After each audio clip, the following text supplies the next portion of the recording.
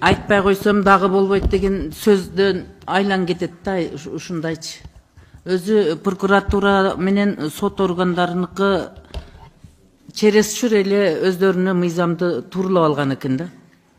Азыркы эми сумманы көрүп эсиң ойт да, прокурор болуп туруп өлгүң келет да, чындыгындачы. Эми чындыгында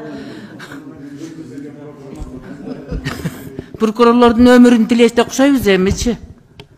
Эсен аман жүрсүн, майли эмне кылса деле депчи.